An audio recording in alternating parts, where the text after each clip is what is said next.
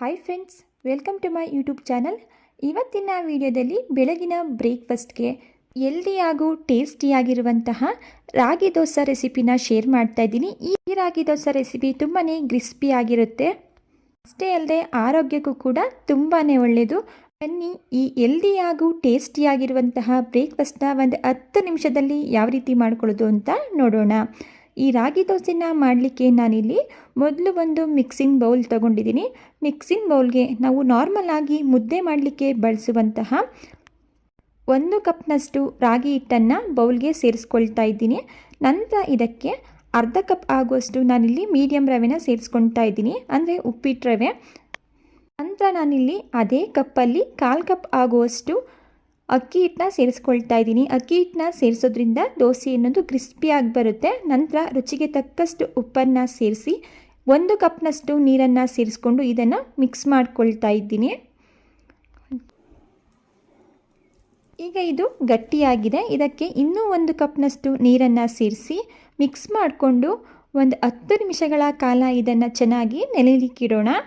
ಇಲ್ಲಿ ಸೇರಿಸ್ಕೊಂಡಿರುವಂತಹ ರವೆ ಎಲ್ಲ ಚೆನ್ನಾಗಿ ನೆನೆಯಬೇಕು. ಅದರಿಂದ ಒಂದು 10 ನಿಮಿಷಗಳ ಕಾಲ ಪ್ಲೇಟನ್ನು ಕ್ಲೋಸ್ ಮಾಡಿ ನೆನೆಸ್ಕೋಬೇಕಾಗುತ್ತೆ. ಅಷ್ಟರಲ್ಲಿ ರಾಗಿ ದೋಸೆ ಜೊತೆ ನಾನಿವತ್ತು ಬೆಸ್ಟ್ ಕಾಂಬಿನೇಷನ್ ಆಗಿ ಟೊಮೊಟೊ ಚಟ್ನಿನ ರೆಡಿ ಮಾಡ್ಕೊಳ್ತಾ ಇದ್ದೀನಿ. ಬನ್ನಿ ಯಾವ ರೀತಿ ಮಾಡ್ಕೊಳ್ಳೋದು ಅಂತ ನೋಡೋಣ. ಟೊಮೊಟೊ ಚಟ್ನಿನ ರೆಡಿ ಮಾಡ್ಕೊಳ್ಳೋದಕ್ಕೆ ನಾನಿಲ್ಲಿ ಮೊದಲು ಒಂದು ಪ್ಯಾನ್ ಇಟ್ಕೊಂಡು ಅದಕ್ಕೆ 2 ಟೀ ಸ್ಪೂನ್ ಆಗೋಷ್ಟು ಎಣ್ಣೆನ ಸೇರಿಸ್ಕೊಳ್ತಾ ಇದ್ದೀನಿ. ನಂತರ ಇದಕ್ಕೆ 1 ಟೀ ಸ್ಪೂನ್ ಆಗೋಷ್ಟು ಉದ್ದಿನಬೇಳೆ, 1 ಟೀ ಸ್ಪೂನ್ ಆಗೋಷ್ಟು ಕಡಲೆಬೇಳೆ ಎರಡನ್ನು ಸೇರಿಸಿ ಉದ್ದಿನಬೇಳೆ ಹಾಗೂ ಕಡಲೆಬೇಳೆ ಕೆಂಪಗಾಗೋವರೆಗೂ ಇದನ್ನು ಫ್ರೈ ಮಾಡ್ಕೊಳ್ತಾ ಇದ್ದೀನಿ. ಲೋ ಫ್ಲೇಮಲ್ಲಿಯೇ ಇಟ್ಟು ಇದನ್ನು ಫ್ರೈ ಮಾಡ್ಕೋಬೇಕಾಗುತ್ತೆ.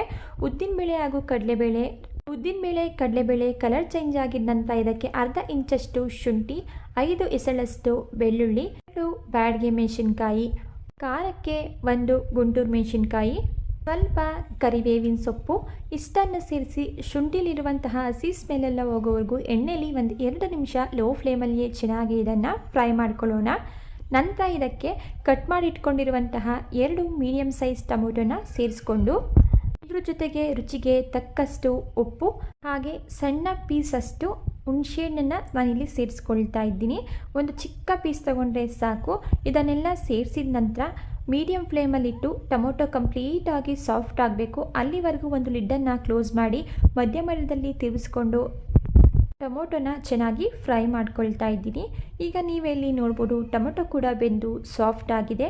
ಈಗ ಗ್ಯಾಸ್ ಸ್ಟವ್ನ ಆಫ್ ಮಾಡಿಕೊಂಡು ಇದನ್ನು ಕಂಪ್ಲೀಟಾಗಿ ತಣ್ಣಗಾಗಲಿಕ್ಕೆ ಬಿಡೋಣ. ತಣ್ಣಗಾಗಿದ ನಂತರ ಮಿಕ್ಸರ್ ಜಾರ್ಗೆ ಟ್ರಾನ್ಸ್ಫರ್ ಮಾಡಿಕೊಂಡು ಇದಕ್ಕೆ ಅರ್ಧ ಟೀ ಸ್ಪೂನ್ ಆಗುವಷ್ಟು ಜೀರಿಗೆ, ರುಬ್ಬಲಿಕ್ಕೆ ಅವಶ್ಯಕತೆ ಇರೋಷ್ಟು ನೀರನ್ನು ಸೇರಿಸಿ ಇದನ್ನು ನೈಸಾಗಿ ಪೇಸ್ಟ್ ಮಾಡ್ಕೊಳ್ತಾ ಇದ್ದೀನಿ. ನೋಡಿ, ನಾನು ಈ ಕನ್ಸಿಸ್ಟೆನ್ಸಿಲಿ ಚಟ್ನಿನ ರೆಡಿ ಮಾಡ್ಕೊಂಡಿದ್ದೀನಿ. ನಿಮಗೆ ಸ್ವಲ್ಪ ತೆಳುವಾಗಿ ಬೇಕು ಅಂದರೆ ನೀರನ್ನು ಸಹ ಸೇರಿಸ್ಕೋಬೋದು. ನಂತರ ಇದನ್ನು ಒಂದು ಬೌಲ್ಗೆ ಟ್ರಾನ್ಸ್ಫರ್ ಮಾಡಿಕೊಂಡು ಸ್ವಲ್ಪ ಮಿಕ್ಸರ್ ಜಾರ್ಗೆ ನೀರನ್ನು ಸೇರಿಸಿ ಅದನ್ನು ಸಹ ನಾನಿಲ್ಲಿ ಸೇರಿಸ್ಕೊಳ್ತಾ ಇದ್ದೀನಿ. ಈಗ ರೆಡಿಯಾಗಿರುವಂತಹ ಚಟ್ನಿಗೆ ನಾನಿಲ್ಲಿ ಒಗ್ಗರಣೆನ ಮಾಡಿ ಸೇರಿಸ್ಕೊಂಡು ಮಿಕ್ಸ್ ಮಾಡಿಕೊಂಡ್ರೆ ಸಖತ್ ಟೇಸ್ಟಿ ಆ್ಯಂಡ್ ಸಿಂಪಲ್ ಆಗಿರುವಂತಹ ಟೊಮೊಟೊ ಚಟ್ನಿ ರೆಡಿ ಆಯಿತು. ಈಗ ಇದನ್ನು ಪಕ್ಕಕ್ಕೆ ಇಟ್ಕೊಳ್ಳೋಣ. ನಾವು ಆಲ್ರೆಡಿ 10 ನಿಮಿಷಗಳ ನೆನೆಯಲಿಕ್ಕಿಟ್ಟಿರುವಂತಹ ರಾಗಿ ಹಾಗೂ ರವೆ ಮಿಶ್ರಣ ಕೂಡ ಚೆನ್ನಾಗಿ ನೆಂದಿದೆ. ನೋಡಿ, ಈಗ ಸ್ವಲ್ಪ ಇದು ಗಟ್ಟಿಯಾಗಿದೆ. ಇದಕ್ಕೆ ನಾನಿಲ್ಲಿ 1 ಕಪ್ ಆಗೋಷ್ಟು ನೀರನ್ನು ಸೇರಿಸ್ಕೊಳ್ತಾ ಇದ್ದೀನಿ.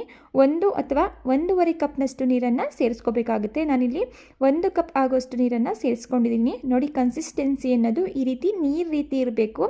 ನಂತರ ಇದಕ್ಕೆ ಸಣ್ಣದಾಗಿ ಹೆಚ್ಚಿಟ್ಕೊಂಡಿರುವಂತಹ 1 ಹಸಿಮೆಣಸಿನ್ಕಾಯಿ ಹಾಗೆ ಸಣ್ಣದಾಗಿ ಹೆಚ್ಚಿಟ್ಕೊಂಡಿರುವಂತಹ 2 ಟೇಬಲ್ ಸ್ಪೂನ್ ಆಗೋಷ್ಟು ಈರುಳ್ಳಿ, ಸಣ್ಣದಾಗಿ ತುರಿದಿಟ್ಕೊಂಡಿರುವಂತಹ 2 ಟೇಬಲ್ ಸ್ಪೂನಷ್ಟು ಕ್ಯಾರೆಟ್, ಸ್ವಲ್ಪ ಸಣ್ಣದಾಗಿ ಕಟ್ ಮಾಡಿಕೊಂಡಿರುವಂತಹ ಕೊತ್ತಂಬರಿ ಸೊಪ್ಪು ಹಾಗೆ ಕರಿಬೇವಿನ ಸೊಪ್ಪು, ಜೊತೆಗೆ ನಾನಿಲ್ಲಿ 1 ಟೀ ಸ್ಪೂನ್ ಆಗೋಷ್ಟು ಜೀರಿಗೆನ ಸೇರಿಸ್ಕೊಂಡಿದ್ದೀನಿ.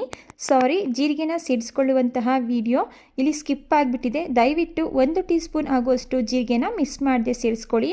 ಈ ಎಲ್ಲ ಪದಾರ್ಥಗಳನ್ನ ಸೇರಿಸಿ ಚೆನ್ನಾಗಿ ಮಿಕ್ಸ್ ಮಾಡಿಕೊಂಡು ಈಗ ಇದನ್ನು ಪಕ್ಕಕ್ಕೆ ಇಟ್ಕೊಳ್ತಾ ಇದ್ದೀನಿ. ನೆಕ್ಸ್ಟ್ ನಾನಿಲ್ಲಿ ತವಾನ ಬಿಸಿಯಾಗಲಿಕ್ಕೆ ಇಟ್ಟಿದೆ. ಈಗ ತವಾ ಕೂಡ ಬಿಸಿಯಾಗಿದೆ.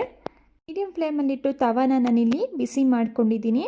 ತವಾ ಮೇಲೆ ಸ್ವಲ್ಪ ಸಣ್ಣದಾಗಿ ಹೆಚ್ಚಿಟ್ಕೊಂಡಿರುವಂತಹ ಈರುಳ್ಳಿ, ಕೊತ್ತಂಬರಿ ಸೊಪ್ಪು ಹಾಗೂ ಕ್ಯಾರೆಟನ್ನು ಸೇರಿಸಿ ನಂತರ ನಾನಿಲ್ಲಿ ದೋಸೆನ ಹಾಕ್ಕೊಳ್ತಾ ಇದ್ದೀನಿ. ನೋಡಿ, ದೋಸೆನ ಹಾಕೋಬೇಕಾದ್ರೆ ಲೋ ಫ್ಲೇಮ್ನ ಸೆಟ್ ಮಾಡ್ಕೋಬೇಕಾಗುತ್ತೆ. ಹಾಗೆ ದೋಸೆನ ಹಾಕ್ಕೊಂಡಿದ್ದ ನಂತರ ಮೀಡಿಯಮ್ ಫ್ಲೇಮಲ್ಲಿ ಇಟ್ಟು ದೋಸೆನ ಚೆನ್ನಾಗಿ ಬೇಯಿಸ್ಕೋಬೇಕಾಗುತ್ತೆ. ನಾನಿಲ್ಲಿ ದೋಸೆಗೆ ಸ್ವಲ್ಪ ಎಣ್ಣೆನ ಸೇರಿಸ್ಕೊಂಡು ಮೀಡಿಯಮ್ ಫ್ಲೇಮಲ್ಲಿಟ್ಟು 3-4 ನಿಮಿಷ ಚೆನ್ನಾಗಿ ಇದನ್ನು ಬೇಯಿಸ್ಕೊಳ್ತಾ ಇದ್ದೀನಿ. ನೀವೇ ಇಲ್ಲಿ ನೋಡ್ಬೋದು ಎಷ್ಟು ಕ್ರಿಸ್ಪಿಯಾಗಿ ದೋಸೆ ಅನ್ನೋದು ಬಂದಿದೆ ಅಂತ ಹೇಳಿ.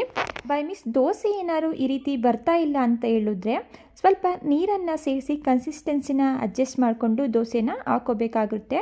ಓಕೆ ಫ್ರೆಂಡ್ಸ್, ಇವತ್ತಿನ ಇನ್ಸ್ಟಂಟ್ ರಾಗಿ ದೋಸೆ ರೆಸಿಪಿ ನಿಮಗೆ ಇಷ್ಟ ಆಗಿದೆ ಅಂತ ಭಾವಿಸ್ತಾ ಇದ್ದೀನಿ. ಇಷ್ಟ ಆಗಿದ್ದರೆ ರೆಸಿಪಿಗೆ ಒಂದು ಲೈಕ್ ಮಾಡಿ. ಇದೇ ರೀತಿ ಸಿಂಪಲ್ ಹಾಗೂ ಟೇಸ್ಟಿ ರೆಸಿಪಿಗಳಿಗಾಗಿ ದಯವಿಟ್ಟು ಚಾನಲ್ನ ಸಬ್ಸ್ಕ್ರೈಬ್ ಮಾಡ್ಕೊಳ್ಳಿ. Thank you for watching.